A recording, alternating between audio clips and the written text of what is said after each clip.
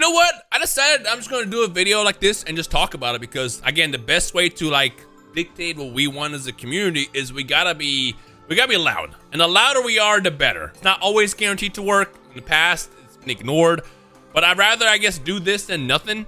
So I guess if it does happen to help, if it does push us in the right direction, I think it's a win, even if we get the smallest thing. Then again, the last time I made a video like this, we literally got a trailer like 2 days later, which again, I want to point out once more, it is a complete coincidence. I had zero clue that anything was happening with this game at the time. It was just completely blind luck, because I was just sitting here thinking, I was like, man, they've been really, really quiet, so I made that video. And then surprise, surprise, 2 days later, we get that trailer. But that said, I want to use this video as an outlet to basically express any form of frustration that you might have with this game and what you want to change. You know, I didn't want to do that much in the last video because at this point it's kind of like beating a dead horse. We've talked about this so much over the course of last year and nothing really has happened for the most part.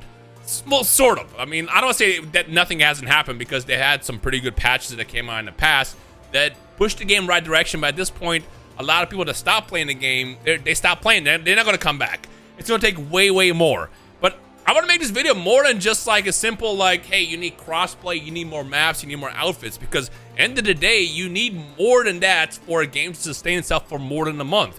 Even with this new DLC. My biggest disappointment with this DLC is the fact that it took so long. I think the last update came out like, what, January, February? In that time? And the fact that we waited this long to get essentially 6 DLC characters in the map is kind of crazy to me. Someone did make a theory saying that the reason why it might have taken so long is because they focused on the Switch 2 version so they can sell more copies. Bandai, I'll be real with you. With the state of the game, ain't nobody buying the Switch 2 version. I mean, you're going to have some people that obviously will pick it up, but compared to like what you could get if you do the right updates, it's big difference, if that makes sense.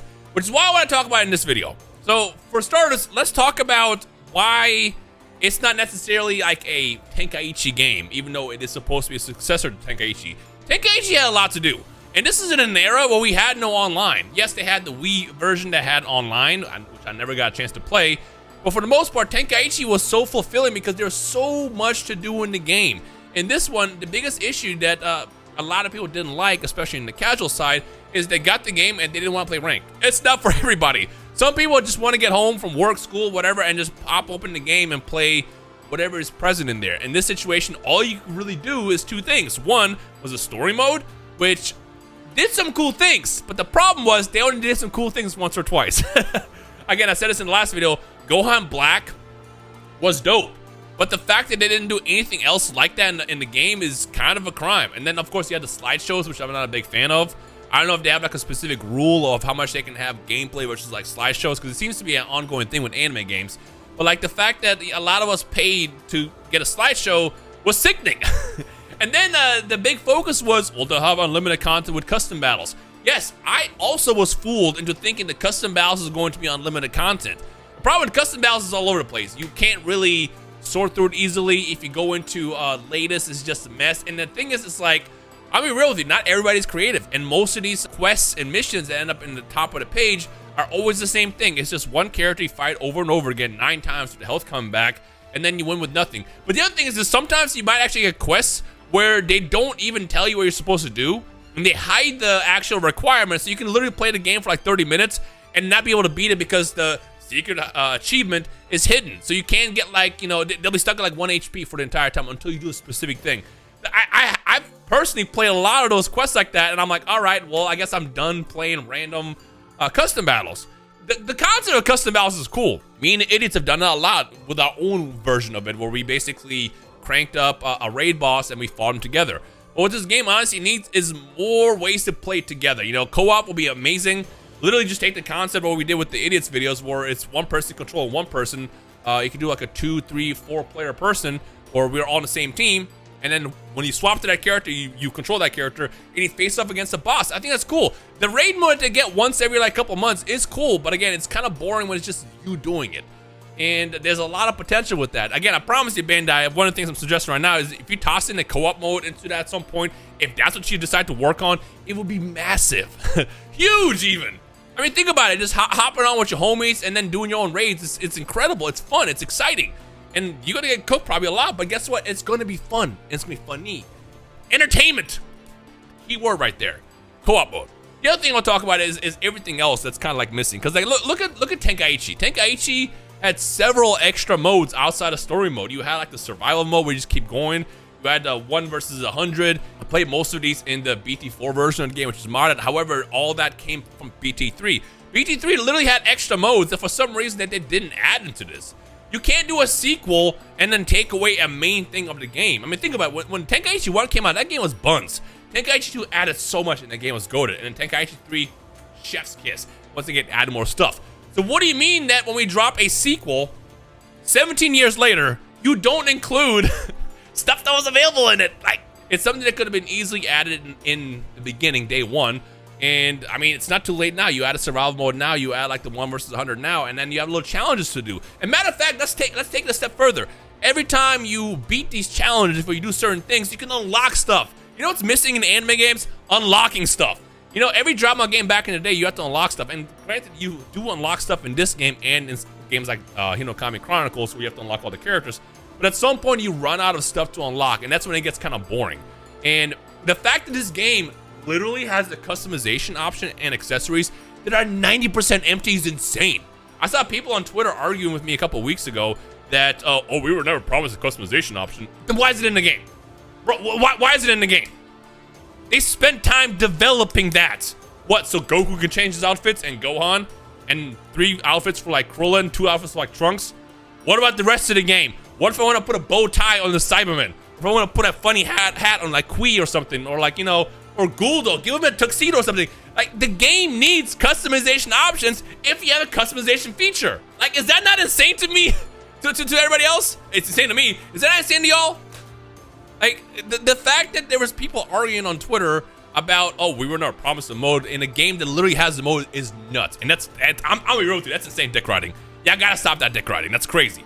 That said, here is a suggestion. You know, it's always nice to like implement suggestions with ideas. And by the way, I want you to know, I'm doing this all the tops. I have nothing written down. I have a lot to say about this. It's all coming off the top.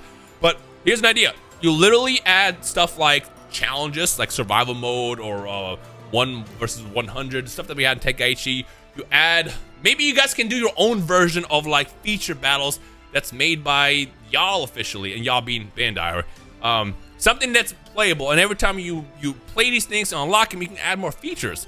Bro, there's no reason that Genshin Squadra has a better customization feature than Sparking Zero. This game had a budget.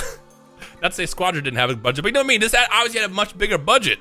And the fact that, you know, we're getting costumes and stuff in Squadra that could easily be in this game is nuts. The fact, what was it? Was it Fasha? They gave Fasha's outfit to Caulifla. There's a lot of outfits you can cross over in Sparking Zero. Again, anything would be goofy with it. Let me put on a tuxedo on Guldo.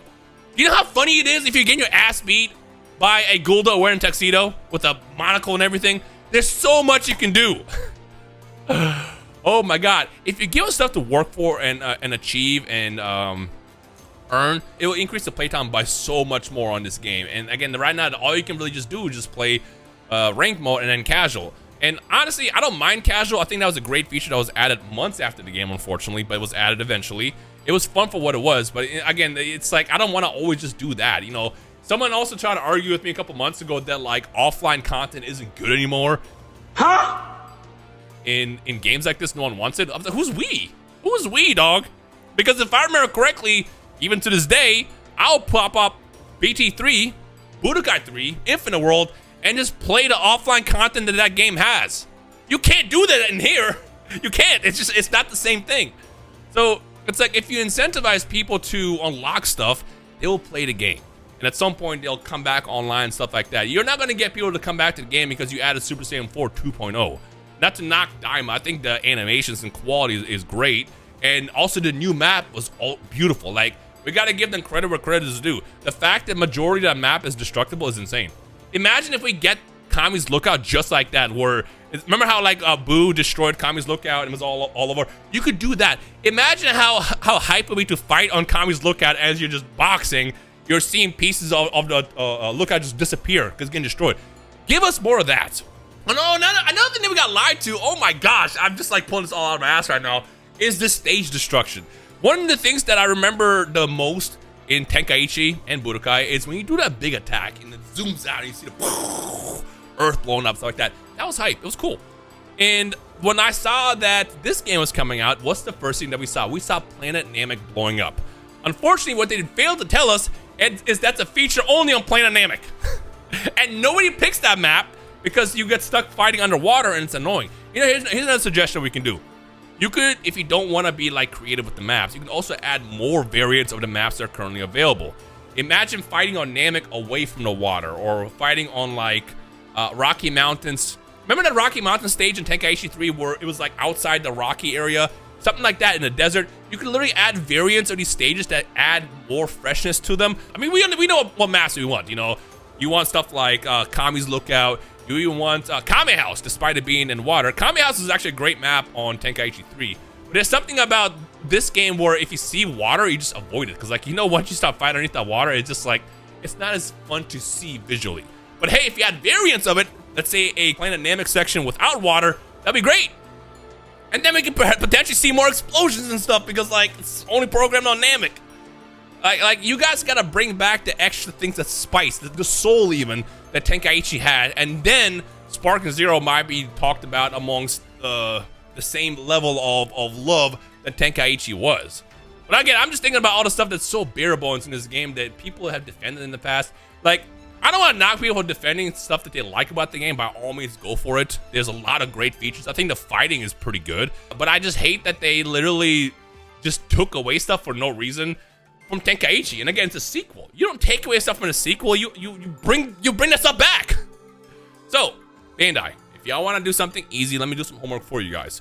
While you're figuring out what else you can release, let's say you want to work on a co-op mode in the future, and which is probably a much more difficult thing to develop. You could easily work on something like a survival mode right now, the 1 versus 100 even, and then you add some challenges, maybe like every 10 fights in the 1 versus 100, you unlock a new cosmetic or whatever. Like, you can add more offline content that will just entice people to want to play. And then again, because not everybody wants to play on rank. Never wants to go online, because online gets kind of crazy sometimes. And unfortunately, this is just the nature of games like this, which is fine. But again, if you give people more ways to play, you don't gotta worry about that, because if people only want to play offline content, they can do that. But yeah, I don't know. It's just a lot of stuff off the tops, and I'm gonna probably remember more the second I hit upload. If there's something I'm missing, by all means, let me know down below. It's like, it's gonna take more than characters, you know? It's gonna take way more than characters and maps to get people super excited about this game again.